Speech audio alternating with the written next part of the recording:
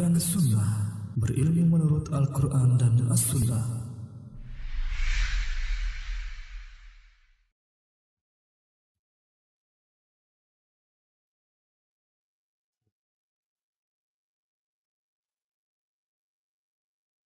Assalamualaikum warahmatullahi wabarakatuh. Alhamdulillahi rabbil alamin. Wassalatu wassalamu ala ashrafil mursalin. Nabiyyina wa maulana Muhammadin wa ala alihi wa sahbihi ajma'in. Wa ashhadu an la ilaha illallah wahdahu la syarikalah. Wa ashhadu anna Muhammadan abduhu wa rasuluh. Sallallahu alaihi wa ala alihi wa sahbihi wa sallama tasliman katsira. Thumma amma ba'd. Alhamdulillah, puji syukur kita haturkan kehadirat Allah Azza wa Jal. Kembali kita melanjutkan pelajaran kita membahas buku Tafsir Salat. Dan insya Allah di kesempatan kali ini kita akan melanjutkan pelajaran tentang Takbiratul Ihram. Berikutnya kita akan membaca tentang lafaz Takbiratul Ihram yang benar. Lafaz takbir yang benar menurut jumhur ulama adalah kalimat Allahu Akbar. Kami ulang, lafaz takbir menurut jumhur ulama yang benar adalah kalimat Allahu Akbar. Sementara menurut Hanafiyah boleh diganti dengan lafaz zikir yang lainnya yang mengandung ta'zim, pengagungan kepada Allah Subhanahu wa taala, seperti lafaz subhanallah, alhamdulillah, la ilaha illallah, Allahul Karim, Allahul A'zam, dan lafaz-lafaz yang semisal. Yang intinya adalah lafzul jalalah yang menunjukkan pujian dan keagungan bagi Allah Subhanahu wa taala. Menurut Hanafiyah, kalimat zikir apapun yang mengandung ta'zim, pengagungan kepada Allah, nah ini ada yang kurang ya kalimatnya. Bagi Anda yang punya buku di halaman 55 ada kalimat yang kurang. Di paragraf yang pertama ya. Setelah lanjutan, menurut Hanafiyah, kalimat zikir apapun yang mengandung ta'zim, pengagungan kepada Allah, boleh dijadikan sebagai iftitahus shalah. Boleh dijadikan sebagai kalimat pembuka salat, yaitu kalimat yang mewakili takbiratul ihram. Sehingga tidak harus kalimat Allahu Akbar, tapi bisa kalimat Allahul A'zam, Allahul Karim, Allahur Rahman, Allahur Rahim, dan kalimat-kalimat yang lain. Bahkan termasuk kalimatut thayyibah. Subhanallah, Alhamdulillah, La ilaha illallah. Baik. Namun pendapat Hanafiyah ini adalah pendapat yang lemah, karena tidak kita jumpai adanya riwayat di mana Nabi SAW mengajarkan pembuka ketika sholat selain Allahu Akbar, selain lafaz takbir. Al-Khattabi menjelaskan hadis yang menyebutkan orang yang sholatnya salah, lalu diajari oleh Nabi SAW, "Idza qumta ila sholati fakabbir." Apabila kamu hendak sholat, maka bertakbirlah. Lalu kata Al-Khattabi, sabda beliau sallallahu alaihi wasallam, "Idza qumta ila sholati fakabbir." Apabila kamu hendak salat, bertakbirlah. Kalimat ini merupakan dalil bahwa selain lafaz Allahu Akbar tidak sah digunakan sebagai pembuka salat.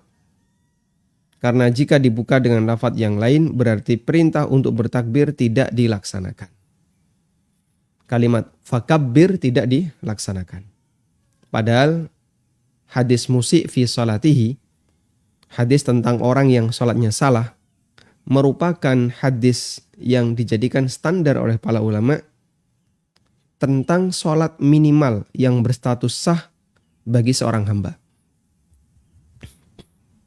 Kami ulang, bahwa hadis musyi' fi salatihi, hadis tentang orang yang sholatnya salah, kemudian diajari oleh Nabi SAW, merupakan hadis yang dijadikan sebagai standar tentang sholat minimal yang dikerjakan seseorang agar sholatnya sah. Dan ketika takbiratul ihram wajib dilafalkan. Tidak boleh hanya di hati, sehingga orang yang melakukan takbiratul ihram sementara mulutnya diam saja, tidak mengucapkan apapun, maka takbirnya tidak sah sehingga sholatnya batal. Berbeda dengan pendapat Hanafiyah yang mereka mengatakan bahwa takbiratul ihram itu boleh tidak dilafadzkan. Sehingga orang ketika sholat dalam hatinya, yang penting dia punya niat mengerjakan sholat, lalu sedekap, maka sholatnya sah menurut sebagian ulama Hanafiyah. Dan ini banyak dibantah oleh para ulama Syafi'iyah, termasuk Imam Syafi'i sendiri. Beliau mengatakan, la tasihhus shalah illa bin nutq. Tidak sah sholat kecuali dengan diucapkan. Maksudnya adalah dengan dilafalkan kalimat Allahu Akbar. Ibnu Hubairah rahimahullah mengatakan, wattafaqu ala anna takbiratal ihrami min furudis salah. Wa kadzalika ittafaqu ala annahu la tasihhus salatu illa binutqin. Ulama sepakat bahwa takbiratul ihram termasuk kewajiban salat. Demikian pula mereka sepakat bahwasanya tidak sah salat kecuali dengan mengucapkan binutqin, dengan mengucapkan lafaz takbiratul ihram. Wa annahu la yakfi fihi mujarradun niyyati bil qalbi min ghairi nutqin bit takbir.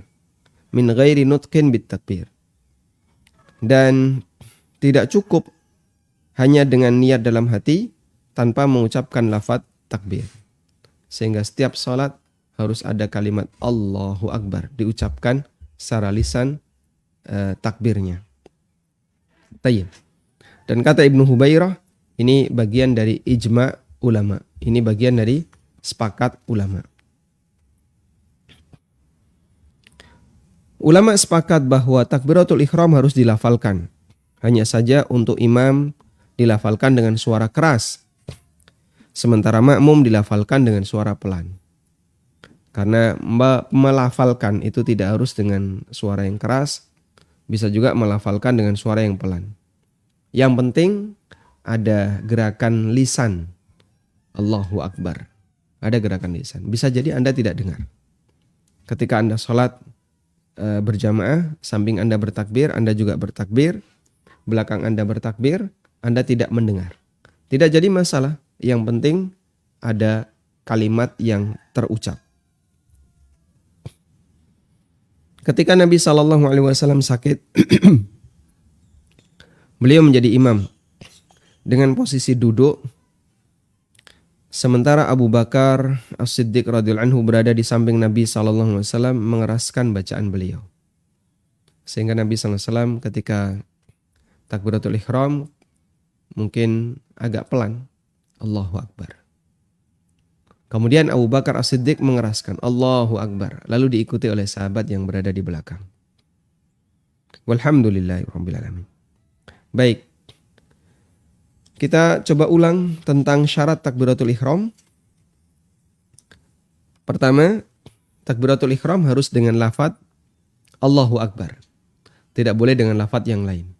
Misalnya dengan lafaz Allahul A'zam, Allahul Karim, Subhanallah, Allahu la ilaha illallah, maka semua ini tidak sah sebagai takbiratul ihram. Yang kedua, dia harus dilisankan. Tidak boleh dalam hati. Sehingga kalau ada orang yang sholat misalnya, dia mingkem ya, mulutnya tutup mulut dia, maka sholatnya tidak sah. Karena dia tidak melafalkan takbiratul ihram. Kemudian yang ketiga, takbiratul ihram harus dilakukan dalam posisi berdiri. Kalau dilakukan dalam posisi duduk atau dilakukan dalam posisi condong menuju ruku, maka takbiratul ihramnya tidak sah sebagaimana yang sudah pernah kita bahas ya sebelumnya. Nah. Kemudian lafadznya harus benar dan tidak boleh ada takbiratul ihram yang secara kalimat salah. Misalnya barnya dipanjangkan. Insya Allah nanti kita akan baca itu. Selanjutnya kita akan memahami makna dan hikmah kalimat takbiratul ihram. Kalimat Allahu Akbar. Artinya Allah Maha Besar. Dialah zat yang Maha Besar. Maha besar zatnya. Maha agung namanya. Dan semua sifat-sifatnya. Sehingga dalam kalimat takbiratul ihram terkandung makna menetapkan semua kesempurnaan untuk Allah Ta'ala dan mensucikannya dari semua kekurangan dan cacat. Dalam Hasyiah Ar-Raudul Murbi' dinyatakan, wa takbiruhu subhanahu jami'un li itsbati kulli kamalin lahu. Kalimat takbir, kalimat mengagungkan Allah, takbiratul ihram, mencakup makna menetapkan semua kesempurnaan untuk Allah, mensucikannya dari segala kekurangan dan aib. Wa ifraduhu wa takhsisuhu bidzalika. Dia kemudian juga meyakini bahwa hanya Dia yang berhak diagungkan serta mengandung pengagungan dan pemuliaan untuk Allah Subhanahu wa taala. Sehingga kalimat Allahu Akbar intinya di situ mengandung dua hal. Yang pertama menetapkan kesempurnaan untuk Allah, dan yang kedua mensucikan segala bentuk aib dan kekurangan untuk Allah Azza wa Jalla. Dia zat yang maha besar, maha agung, sehingga selayaknya hamba menyebut namanya tanpa memujinya. Sehingga tidak selayaknya seorang hamba menyebut namanya tanpa memujinya. Tidak selayaknya seorang hamba menyebut nama Allah tanpa memuji Allah Azza wa Jalla.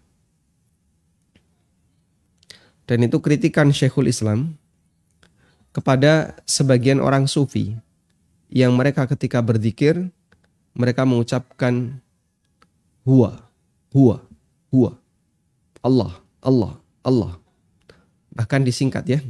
Allah, Allah, Allah diganti dengan huwa, huwa, huwa. Artinya dia, dia, dia. Kemudian huwa, huwa ini diganti dengan yang lebih ringkas. Hu, hu, hu, hu. Nah, dalam zikir-zikirnya sebagian orang sufi. Lalu kata Syekhul Islam, menyebut nama Allah tanpa pujian, Allah saja, Allah, Allah, Allah, Allah. Di situ tidak mengandung pujian dan tidak mengandung celaan. Sama misalnya ada orang yang nyebut nama saya ya, Aminur Bais, Aminur Bais, Aminur Bais. Nah, ini maksudnya apa? Menyebut nama saja. Ya. Paijo, Paijo, Paijo, Paijo. Lain kalau ada lanjutannya ya. Misalnya Paijo pinter. Paijo apalagi misalnya. Paijo baik hati. Paijo suka menabung misalnya. Nah, kalau kalimat seperti itu ada unsur apa? Pujian. Tapi kalau cuma disebut namanya, Paijo, Paijo, Paijo, nah ini tidak ada unsur pujian, juga tidak ada unsur celaan. Ya.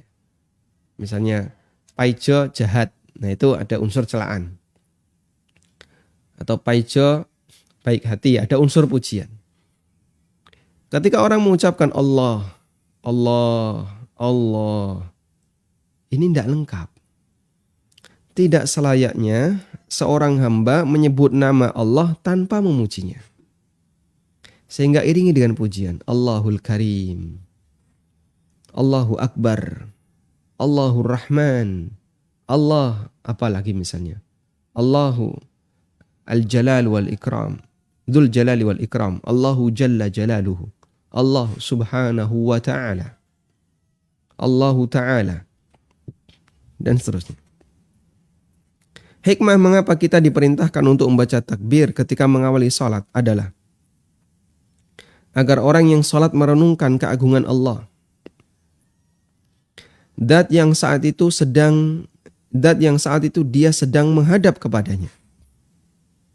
sehingga hamba akan lebih khudu, lebih tunduk di hadapannya. Dia terlalu mulia sehingga tidak selayaknya hamba mengalihkan perhatian kepada yang lainnya.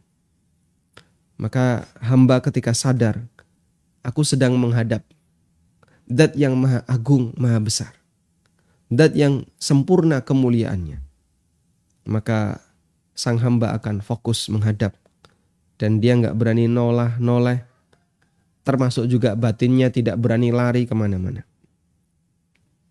Dia maha besar dibandingkan segala sesuatu, sehingga tidak selayaknya sang hamba mengingat-ingat yang lain selain Allah Subhanahu wa taala. Ada nasihat yang disampaikan oleh seorang ulama, lau alimal musalli man yunaji maltafata. Andaikan orang yang sholat dia mengetahui kepada siapa dia bermunajat, maltafata, tentu dia tidak akan menoleh. Sehingga dia tidak akan menoleh ke kanan maupun ke kiri. Hatinya juga sama, tidak lari kemana-mana, tapi dia fokus. Sehingga dia tidak akan menoleh, baik menoleh badannya maupun hatinya. Selanjutnya, apakah takbiratul ihram harus diiringi dengan niat? Sehingga saat mengucapkan Allahu Akbar, itu bersamaan dengan niat dalam hati terkait ibadah sholat yang dikerjakan. Dan inilah yang menyebabkan sebagian orang ketika takbiratul ihram itu, Masya Allah, perjuangannya luar biasa. Allah. Dan dalam hatinya ada niat, misalnya sholat subuh ya. Allah. Lisannya mengucapkan Allahu Akbar, hatinya mengucapkan sholat subuh. Dalam waktu bersamaan. Akhirnya apa? Dia merasa gagal. Allah. Sholat subuh. Telat. Ya, ulangi.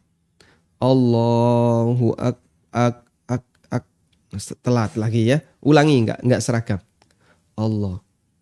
Untuk bisa sekali sholat, dia mungkin butuh 5-6 kali mengulang-ulang takbiratul ihram. Allah. Allah. Gagal. Allah. Gagal. Ya, padahal sudah mendekati, Masya Allah ya. Sangat disayangkan. Masya Allah. Saya kalau melihat, beberapa kali saya melihat orang seperti ini. Kalau melihat orang seperti ini, saya kadang, ini orang kalau jadi imam Masjid Istiqlal gimana ya? Dengan jumlah jamaah yang ratusan ribu, sekian banyak, dia jadi imam. Allahu Akbar. Gak jadi. Makmumnya padahal sudah takbir semuanya. Terus diumumkan, mohon maaf diulang ya. Allahu Akbar. Mohon maaf diulang. Masya Allah. Maka kita bisa pastikan orang seperti ini, dia gak layak jadi imam. Cuman anehnya ya, saya pernah punya tetangga yang seperti itu. Ya, sebelum tinggal di kerajaan. Di masjid ada orang yang seperti itu kayak sholatnya. Allah. Tapi anehnya, karena kita sholat ini ya, kita sholat jahriyah, imam membaca surat pendek, misalnya surat apa misalnya? Surat Wailul likulli humazatil lumazah. Begitu mendekati mau akhir, dia datang masbuk tapi tidak sampai ketinggalan 1 rakaat. Kalau dia mulai dari awal, mulai dari Imam Fatihah, sehingga qomat dia sudah ada di situ, gabung dengan yang lain. Dia itu takbirnya susah. Sampai imam hampir selesai amin, dia baru berhasil. Sehingga kita para makmum sudah berada di dalam sholat, dia mau masuk susah. Tapi anehnya, waktu dia masbuk, imam sudah mau ruku. Dia Allahu Akbar sekali bisa. Masya Allah. Akhirnya saya jadi curiga, ini kamu kok cepat sekali. Kalau mau ngejar biar nggak ketinggalan 1 rakaat, dia cepat. Tapi giliran imamnya baca Fatihah, dia bolak-balik susah. Ada juga yang jadi imam, jadi biasanya dia jadi makmum. Ketika dia jadi imam, lancar. Allahu Akbar. Duh, bisa lancar sekali dia. Makanya saya jadi curiga, ini sebabnya apa kalau yang seperti ini biasa dia nggak lancar, yang kayak gini dia bisa lancar. Nah itu salah satunya adalah karena ada anggapan tadi, menggabungkan dua hal ini antara kalimat takbir dengan niat dalam waktu bersamaan. Sehingga karena anggapan inilah banyak orang yang ditimpa penyakit was-was ketika takbir, maka dia takbirnya berulang-ulang. Al-Kasani mengatakan, inna taqdiman niyah ala tahrim jaizun indana. Idza lam yujad bainahuma amalun yaqta'u ahaduhuma 'anil akhar. Boleh mendahulukan niat daripada takbiratul ihram. Maksudnya mendahulukan niat sebelum takbiratul ihram. Ada ganti ya kata daripada dengan sebelum. Di halaman 57. Boleh mendahulukan niat sebelum takbiratul ihram. Menurut mazhab kami Hanafiyah. Jika tidak ada kegiatan apapun yang menyelai antara niat dengan takbiratul ihram. Sehingga kalau Anda berniat untuk sholat duhur, dalam hati niat itu ada. Lalu setelah itu takbiratul ihram, hukumnya sah. Ibnu Qudamah mengatakan, qala ashabuna, para ulama mazhab kami yaitu Hambali mengatakan, yajuzu taqdimun niyati ala takbir bizamanil yasir. Boleh mendahulukan niat sebelum takbiratul ihram selama jedanya tidak lama. Dan di sini ada dua tokoh yang saya sebutkan biografi singkatnya. Al-Kasani, Alauddin Abu Bakar bin Mas'ud bin Ahmad Al-Kasani. Kasan adalah nama daerah di daerah Tenggara Uzbekistan. Salah satu ulama besar mazhab Hanafiyah, Al-Kasani. Kitab beliau Bada'i'us Shana'i banyak dijadikan rujukan dalam mazhab Hanafiyah. Ibnu Qudamah Al-Maqdisi. Kalau Al-Kasani wafat tahun 587 Hijriah. Ibnu Qudamah wafat tahun 620 Hijriah. Abu Muhammad Abdullah bin Ahmad bin Qudamah dilahirkan di Nablus, Palestina. Beliau salah satu ulama mazhab Hambali, memiliki banyak karya, di antara yang terkenal adalah Al-Mughni.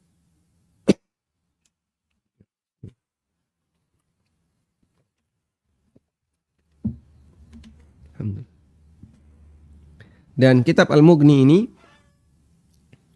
banyak dijadikan rujukan oleh para ulama Hambali, sehingga beliau termasuk di antara ulama besar dalam mazhab Hambali. Baik. Insyaallah bisa dipahami dengan baik ya. Sehingga takbiratul ihram sekali lagi tidak harus bersamaan dengan niat. Niat boleh sebelum takbiratul ihram.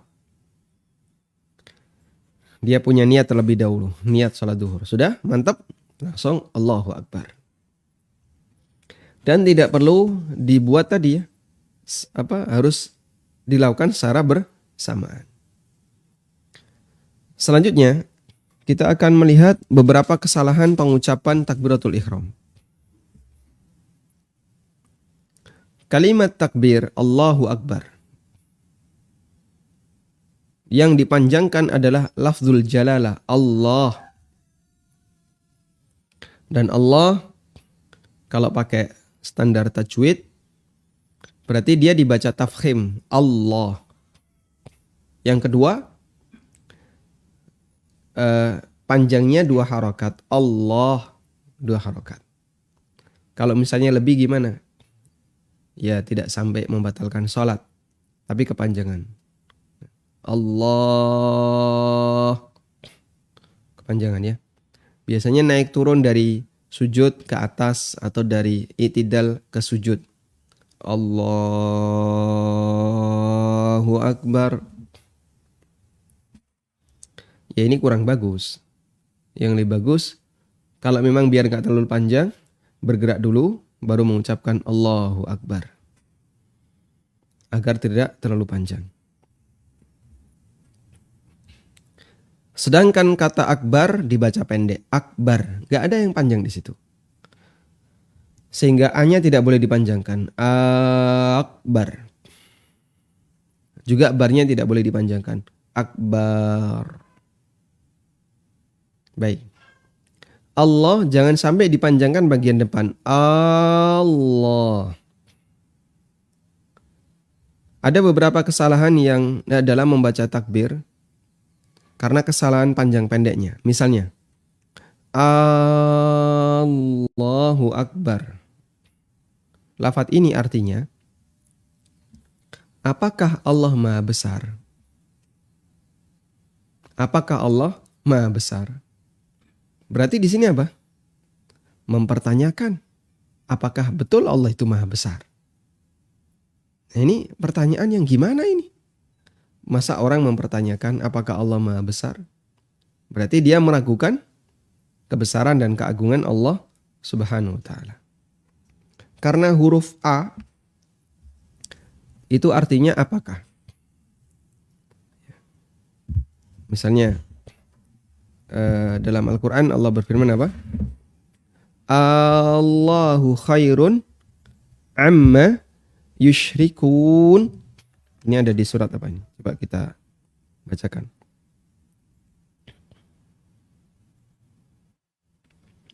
Khairun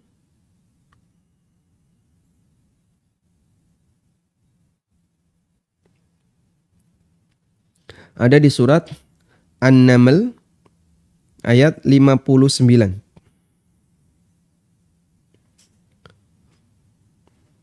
Qulil hamdulillah wa salamun ala ibadihi alladhina istafa. Allahu khairun. Surat An-Naml ayat 59. Allahu khairun amma yushrikun. Ya. Tulisannya gimana? Allahu khairun amma yushrikun. Ya. Kita tulis ya.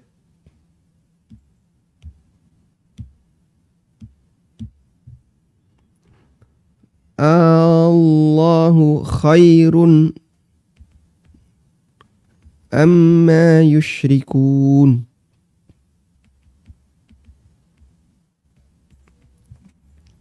Nah, begini.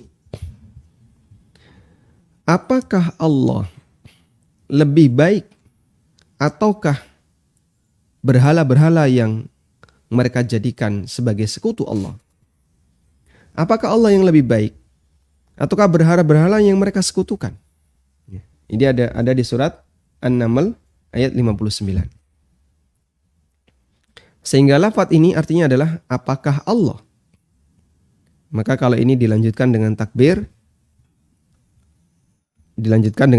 Allahu Akbar, Allahu Akbar. Nah, maka jadinya apa?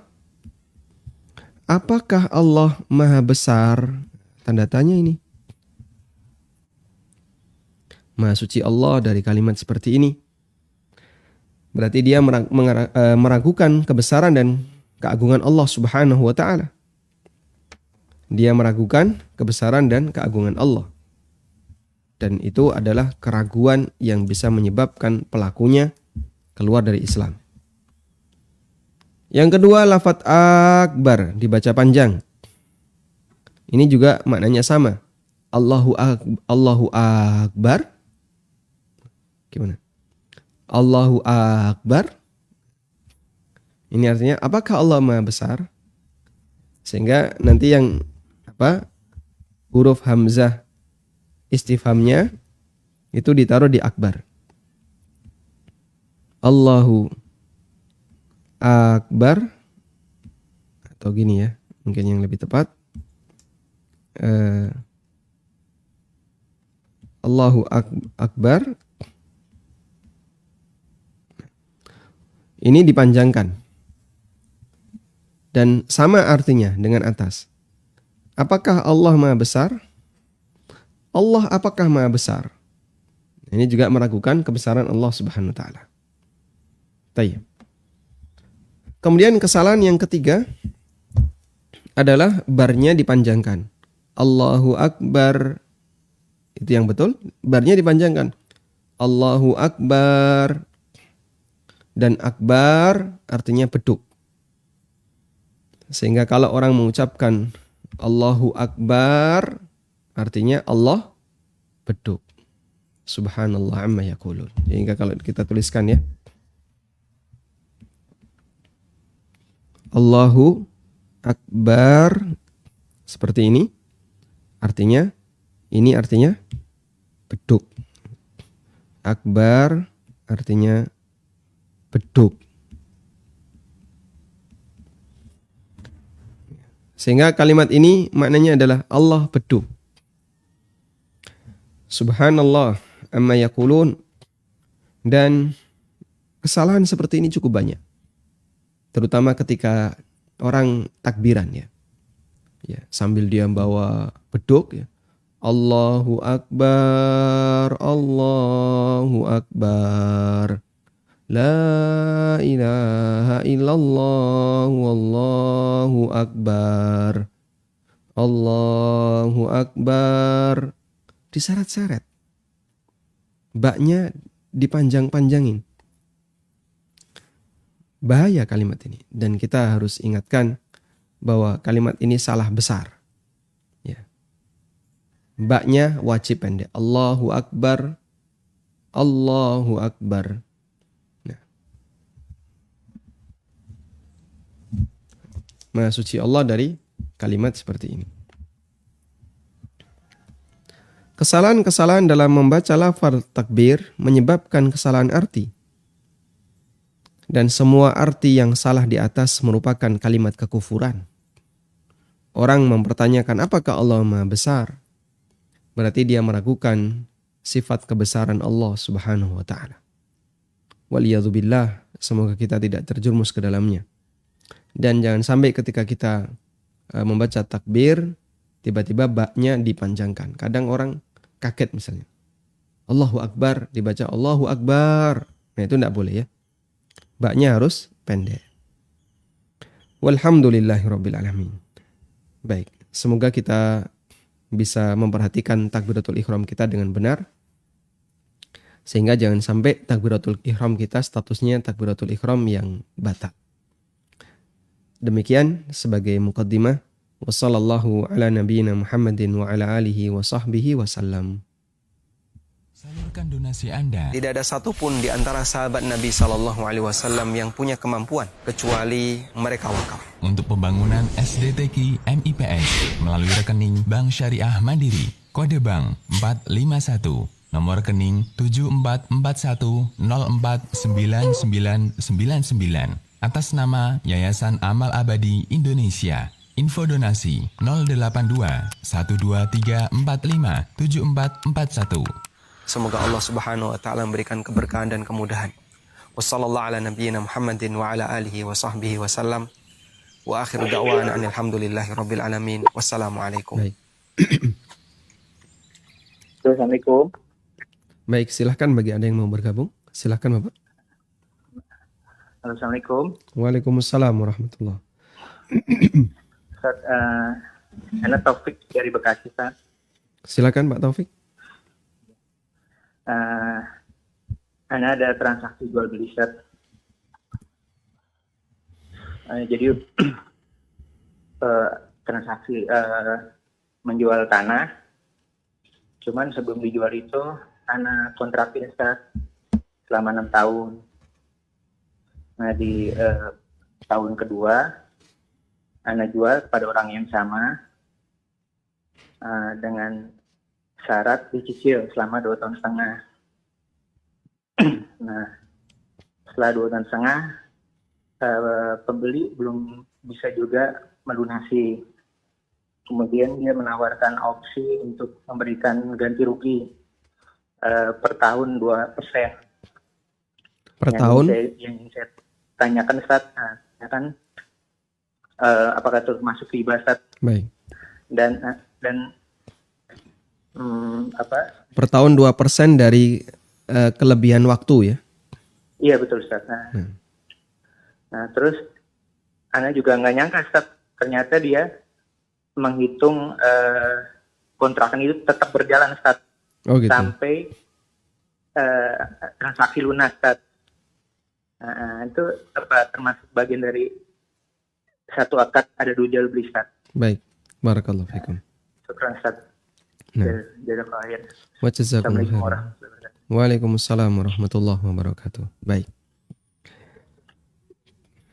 Ada kaidah yang dulu sudah pernah kita sampaikan ya. Kaidahnya mengatakan asyaghil la yushaggal. Asyaghil la yushaggal. Sesuatu yang sibuk jangan disibukkan. Sesuatu yang sudah sibuk la yushaggal, maka dia tidak disibukkan dengan yang lain. Ini salah satu kaidah. Sehingga kalau ada sebuah objek, dia dijadikan sebagai objek jual beli. Lalu di saat yang sama dia jadi objek sewa. Di saat yang sama dia jadi objek sewa. Berarti ada 2 kesibukan dalam waktu yang bersamaan. Dan itu tentu saja tidak sejalan dengan kaidah yang tadi kita baca. Maka kalau sudah sibuk di salah satu transaksi, yaitu sebagai objek jual beli, yang tentu saja dia tidak bisa jadi objek sewa. Meskipun pelakunya ridho. Sehingga Anda dengan B melakukan 2 akad. Melakukan 2 akad ya. Yang satu adalah akad jual beli, yang satu akad sewa. Dengan objek yang sama. Nah ini meskipun si B ridho, seperti ini tidak sejalan dengan kaidah tadi. Betul bahasanya kaidah ini ada pengecualian. Seperti yang dijelaskan oleh Imam Ibnu Utsaimin rahimahullah. Bahwa asyaghil la yushaggal itu berlaku jika kesibukan yang kedua tidak mengganggu kesibukan yang pertama. Itu diperbolehkan. Baik. Sehingga misalnya saya menjual tanah, tapi tanah itu masih disewa oleh si A. Dan masa sewanya selesai sekarang di bulan Maret, akan selesai di bulan Juli misalnya. Tapi saya sudah transaksikan di bulan ini. Maka kalau si A setuju, saya jual tanah itu, atau si B setuju, saya masih sewakan tanah itu, insya Allah nggak jadi masalah. Karena kesibukan yang kedua tidak mengganggu kesibukan yang pertama. Sehingga saya sampaikan kepada konsumen saya, Pak, lahan ini atau rumah ini baru disewa oleh si A. Selesainya Juli. Bapak sudah AJB sekarang dengan saya, tapi saya minta syarat agar sampai bulan Agustus Bapak baru bisa menempati. Kita baru serah terima kunci. Kalau yang bersangkutan bersedia, tidak masalah. Alhamdulillah. Sehingga nanti si A tetap boleh tinggal di situ, nyewa sampai selesai masa sewa Juli. Kemudian Agustus saya serahkan kuncinya kepada konsumen saya. Tapi kalau ini kan konsumennya sama, B. Ya. Padahal kalau sudah terjadi jual beli, maka lahan itu sudah jadi milik B. Bukan lagi miliknya A. Karena itu B tidak perlu nyewa. Karena sudah menjadi milik B. Sebab dengan adanya akad jual beli, maka terjadi pindah hak milik. Terjadi perpindahan hak milik. Hanya dengan adanya akad jual beli. Maka begitu akad jual beli sudah dilakukan antara Anda dengan B, terjadilah perpindahan hak milik. Sementara karena B ini bayarnya nyicil ya, dalam rentang waktu 2 tahun ya, 2 tahun dicicil selama 2 tahun, 2 tahun cicil. Nah di rentang 2 tahun harga sudah ditetapkan Anggap misalnya 5M misalnya ya. Ternyata sampai 2 tahun dia belum bisa lunas. Ada perpanjangan. Nah, perpanjangan ini tidak boleh ada biaya. Harus free. Tidak boleh ada biaya. Kalau dia ngasih ketetapan 2% per tahun ya. Ada kenaikan 2% per tahun, ini riba jahiliyah. Sebagaimana keterangan Qatadah Ibnu Ti'amah, di antara bentuk riba jahiliyah adalah orang melakukan transaksi secara kredit, lalu ketika jatuh tempo, dia harganya dinaikkan sesuai dengan jumlah waktu penundaan. Itu masuk riba jahiliyah. Baik. Lalu solusinya bagaimana? Agar penundaan tadi tetap berlaku. Solusinya pertama, kalau Anda merasa tidak ridho adanya penundaan lebih dari 2 tahun, maka Anda bisa tawarkan pembatalan. Bagaimana kalau kami batalkan? Sehingga kami tarik lagi. Tawarkan pembatalan. Kalau dia setuju, uang yang sudah pernah dibayarkan kembalikan. Baik. Syarat batal ini berlaku adalah jika konsumen Anda, jika si B setuju. Tapi kalau si B nggak setuju ya itu tetap jadi miliknya si B. Syaratnya si B harus setuju. Karena pembatalan di sini tidak bisa dilakukan secara sepihak. Sebab akadnya adalah akad yang lazim, sehingga pembatalan hanya bisa dilakukan jika dua pihak. Yang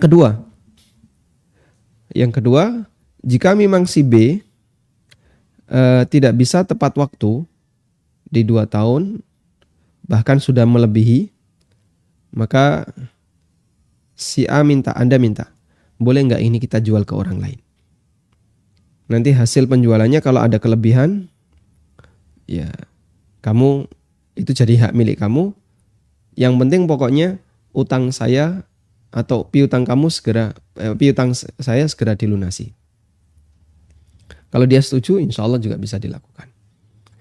Kalau nggak setuju lagi gimana? Nah itu yang susah ya. Itu yang rumit, sehingga Anda perlu bersabar ya, dengan harga yang sama, namun dia tidak boleh dikasih tambahan dengan adanya penundaan waktu. Cuma di sini juga perlu diukur B ini sebenarnya mampu bayar atau tidak. Kalau dia mampu bayar tapi dia malas atau dia nggak mau, yaitu berarti orang yang punya cacat mental ya. Artinya bisa jadi dia memang punya niat jahat, atau orang yang sebenarnya dia ingin ngambil harta orang lain, dan itu bisa urusannya ke arah perdata ya. Wallahu a'lam. Assalamualaikum. Waalaikumsalam warahmatullahi wabarakatuh. Ustaz, mau tanya Ustaz. Baik, bagaimana hukum sholat orang tua yang sudah lanjut usia dan pikun Ustaz? Sudah pikun? Sudah, tapi kadang-kadang ingat, kadang-kadang tidak. Terus kalau sholat sendiri itu kadang-kadang ngomong, dan kalau dipandu itu suka jawab sendiri Ustaz. Sedangkan saya posisinya kan lagi ngurusin orang tua, takut ada kesalahan gitu Ustaz. Gimana Ustaz? Baik. Gitu aja Ustaz. Barakallahu fiik Ustaz. Assalamualaikum warahmatullahi wabarakatuh. Waalaikumsalam warahmatullahi wabarakatuh. Orang yang pikun, maka dia nggak ada akalnya sudah nggak ada ya. Artinya sebagaimana yang difirmankan oleh Allah, wa minhum may yuraddu ila ardhil umuri likay la ya'lama ba'da ilmin syai'a. Di antara mereka ada yang dikembalikan oleh Allah ila ardhil umur, ke usia yang paling hina. Dan itu adalah usia pikun. sang anak akan punya pahala besar ketika dia berusaha untuk merawat orang tuanya yang pikun, insya Allah. Namun orang tua yang seperti ini, karena akalnya sudah hilang, dia tidak lagi wajib menjalankan ibadah. Sehingga tidak wajib puasa Ramadan, tidak wajib sholat, tidak wajib ibadah-ibadah yang lainnya, kecuali zakat. Kalau dia kaya, maka tetap dibayarkan hartanya untuk dizakati. Namun kalau dia ibadah yang sifatnya fisik, ya, sholat, puasa, maka sudah tidak wajib sehingga tidak perlu dipaksa untuk sholat.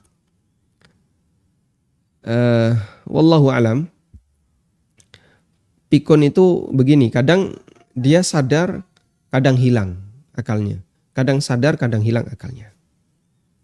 Nah, kalau kita atau ada orang yang mengalami situasi seperti itu, dalam kondisi sadar, wajib sholat. Tapi ketika hilang akal, nggak wajib sholat. Sehingga kadang wajib sholat, kadang tidak wajib sholat. Maka Anda cukup perhatikan, ini lagi sadar nggak? Oh, lagi sadar. Ajarkan untuk sholat. Dan nanti bisa dipandu. Sebisanya. Kok yang bersangkutan misalnya beliau bicara atau apa, barangkali itu pengaruh pikunnya. Nah, ketika itu terjadi dan itu karena akalnya sudah hilang, maka sholatnya memang statusnya batal dan dia tidak lagi wajib sholat. Wallahu a'lam. Assalamualaikum. Waalaikumsalam. Apakah boleh kita memarahi istri yang susah sekali dibangunkan untuk sholat subuh? Karena sudah dicoba dibangunkan dengan baik-baik, tapi istri tidak mau bangun. Jazakallah khairan. Wa jazakumullah khairan. Insya Allah tidak masalah ya. Dan Allah ajarkan secara bertahap. Pertama dinasihati dengan baik. Yang kedua kalau nggak bisa diapain? Disiram. Disiram ya, disiram. Jadi silahkan diperciki dengan air mukanya. Nabi SAW pernah mengatakan, rahimallahu rajulan. Semoga Allah merahmati seorang lelaki. Qama minal lail. Dia melakukan qiyamul lail. Fa'aiqadha ahlahu. Setelah itu dia bangunkan istrinya. Fa'in abad nadakha fi wajhihal ma. Kalau istrinya enggak mau bangun untuk qiyamul lail, mukanya diperciki dengan air. Ayo, tangi. Bangun. Wa rahimallahu imra'atan. Dan Allah merahmati seorang wanita. Qamat minal lail. Dia melakukan qiyamul lail. Fa'iqadat ba'laha. Lalu dia bangunkan suaminya. Fa'in aba, ketika suaminya enggak mau bangun ketika diajak untuk qiyamul lail, nadhat fi wajhil ma, disiram seember air. Nah, itu. Jadi kalau istri cuma diperciki mukanya, kalau suaminya apa? Dibasahi semuanya, dikerucuk. Enggak sama ya, diperciki mukanya. Itu dirahmati oleh Allah Subhanahu wa taala dan Nabi sallallahu alaihi wasallam memuji itu. Artinya sebagai bentuk motivasi agar suami istri bisa kerjasama dalam kebaikan. Karena itu tidak jadi masalah ketika istri kok dijak tahajud angel, itu diperciki air boleh. Apalagi sholat subuh susah. Nah itu bisa ya, kalau disiram kopi jangan ya. Mungkin bisa diperciki air mukanya biar segera bangun. Wallahu a'lam. Baik, silakan. Assalamualaikum. Waalaikumsalam warahmatullahi. Silakan Bapak. Ustaz, mohon maaf Pak Ustaz, mau bertanya. Saya mau jual apartemen. Ada yang mau beli, tapi pembiayaannya menggunakan jasa bank. Nah, pihak banknya minta fotokopi sertifikat IMB dan PBB. Apakah akad jual beli ini diperbolehkan atau bagaimana Ustaz? Terima kasih Ustaz. Assalamualaikum warahmatullahi wabarakatuh. Waalaikumsalam warahmatullahi wabarakatuh. Kalau Anda memberikan semua perlengkapan itu kepada calon konsumen Anda untuk nantinya dia akan serahkan ke bank, ya bisa jadi ya, ini masuk kategori tolong-menolong dalam maksiat. Namun kalau misalnya Bapak melakukan akad jual beli dengan konsumen, lalu Bapak batasi, pokoknya saya nggak mau tahu kamu dapat duit dari mana, saya hanya terima tunai. Lalu konsumen itu menggunakan sertifikat yang lain misalnya ya, sertifikat yang lain untuk mendapatkan pinjaman bank, kemudian dipakai untuk beli apartemen Anda. Insya Allah ini diperbolehkan. Setelah terjadi akad jual beli dengan konsumen, berikutnya terserah konsumen, dia mau apa misalnya, mau menyerahkan sertifikat. Ada sertifikat nggak kalau apartemen tuh? Dia nyerahkan sertifikat itu, misalnya ya apartemennya ada sertifikatnya. Dia serahkan sertifikat apartemen sebagai pengganti dari sertifikat yang lama. Misalnya seperti itu, nggak jadi masalah.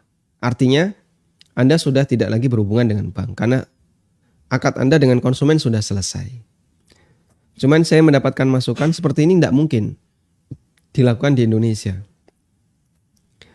Yang mungkin itu digunakan dua notaris.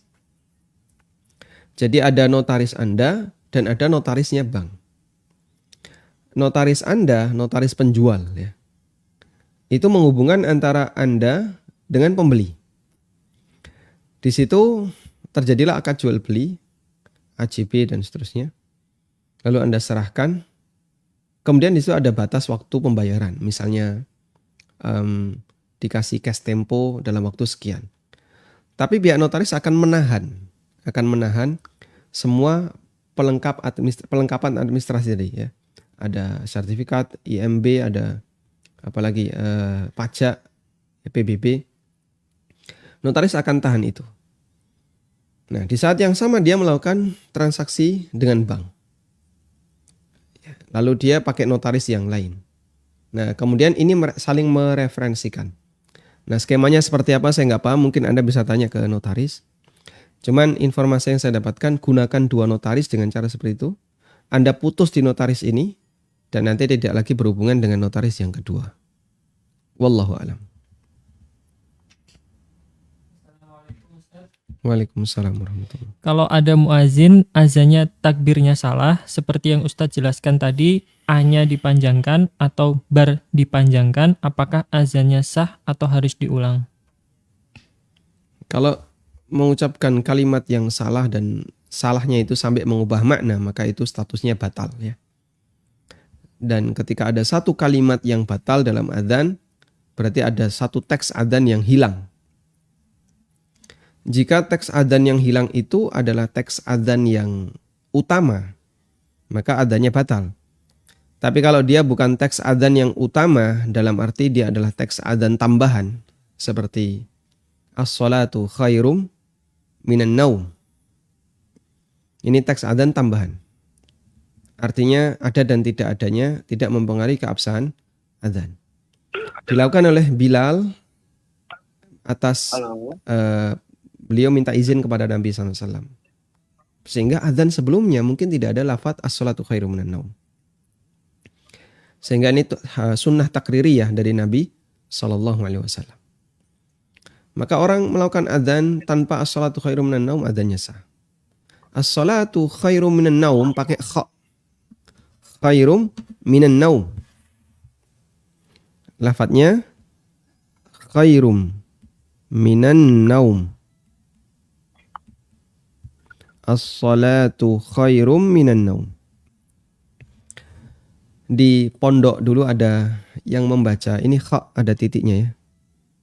Ada dia azan subuh membaca as-salatu khairum minan naum pakai ha. Dia pakai ha. Ha kalau dibaca ha artinya bingung. Kalau ini artinya lebih baik. Kalau dibaca pakai ha, as-salatu khairum minan naum. Salat lebih membingungkan dibandingkan tidur. La haula wala quwata illa billah.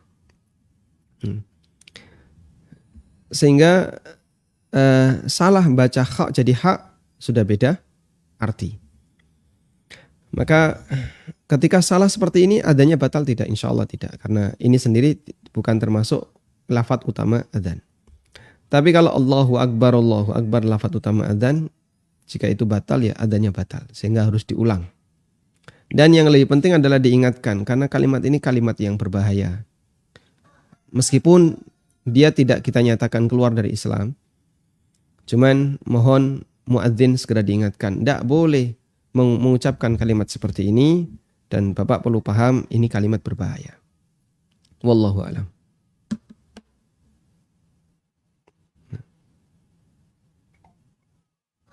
Silahkan. Alhamdulillah. Semuanya Ustaz. Terima kasih banyak. Masya Allah, barakallahu fikum. Ini dengan siapa, di mana Bapak? Ya, saya Luki dari Ciamis, Pak. Ustaz dari Jawa Barat. Masya Allah, silakan Pak Luki. Terima kasih banyak Pak Ustaz, kajian hari ini insya Allah mudah dipahami, dan mudah-mudahan setiap harinya saya bisa dipraktikkan ya Pak Ustaz. Amin, barakallahu fiik. Pak Ustaz, saya mau bertanya tapi di luar tema Pak Ustaz. Saya lihat dari penjelasan Pak Ustaz riba, ternyata saat ini ibu saya melakukan praktik riba Pak Ustaz. Melakukan apa Bapak?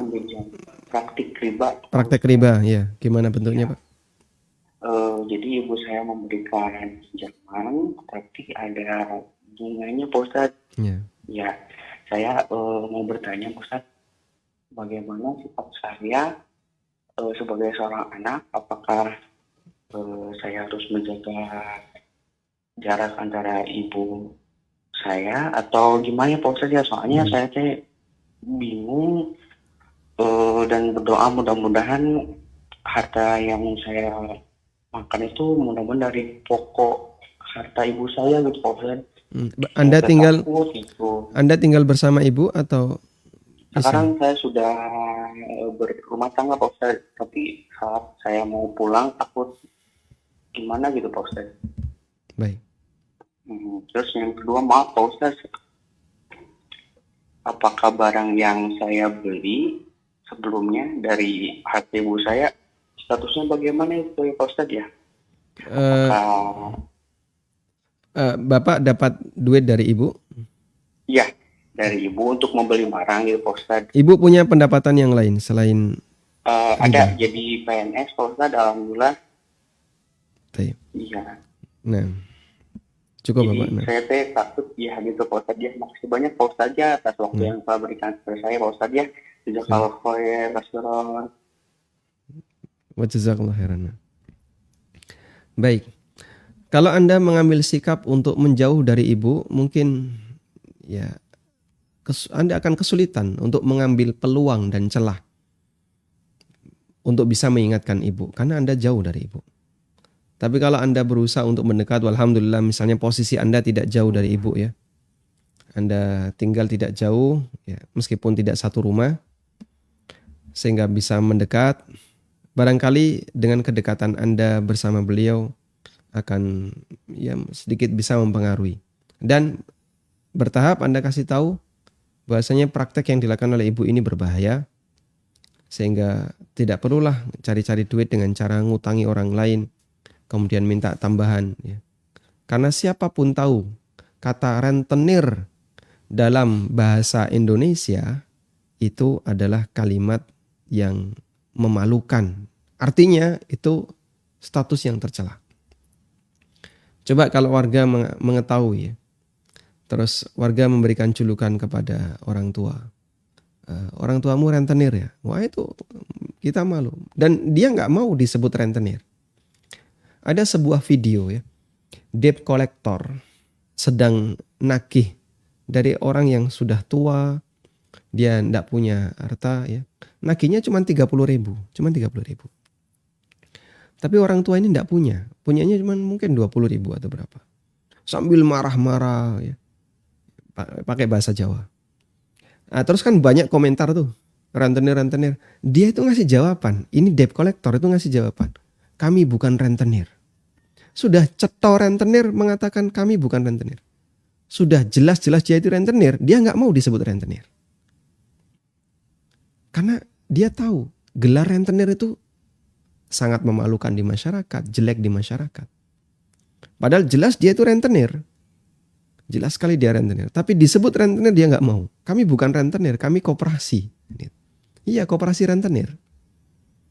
Kami membantu orang yang butuh duit. Betul, dengan cara menutuk orang yang minta tolong ya. Mentung karo nulung. Ya, dia mukul ketika menolong orang lain dengan cara dibungakan duitnya. Rentenir dia. Dan rentenir itu statusnya orang yang tercela di masyarakat. Orang yang maling dia nggak mau disebut maling. Pemabuk dia nggak mau disebut tukang mendem. Pezina sekalipun dia juga nggak mau untuk disebut pezina. Karena itu jika kita tidak mau disebut dengan gelar-gelar seperti ini maka kita hindari. Ya, Anda sampaikan kepada ibu bahwasanya ini adalah satu yang tercela. Sementara untuk hadiah atau pemberian dari ibu mungkin Anda bisa, insya Allah Anda bisa manfaatkan selama ibu punya sumber pendapatan yang lain. Cuman kita tekankan ibu jangan sampai melanjutkan seperti ini. Wallahu a'lam. Baik, silahkan. Halo, assalamualaikum. Waalaikumsalam warahmatullahi. Silahkan. Maaf, Ustaz. Saya mau tanya, ini kan punya bisnis online bagi adik ini. Jadi saya nggak punya yang biasanya saya kan melakukan penghitungan data itu kan mau akhir bulan nanti karena memang kan mohon maaf Ibu. Ya. Suaranya tidak putus-putus. Ibu bisa cari posisi yang sinyalnya agak bagus. Sebentar.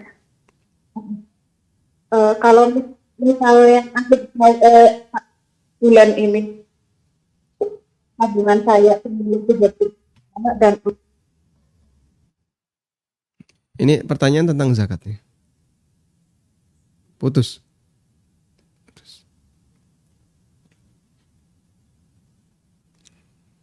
Baik.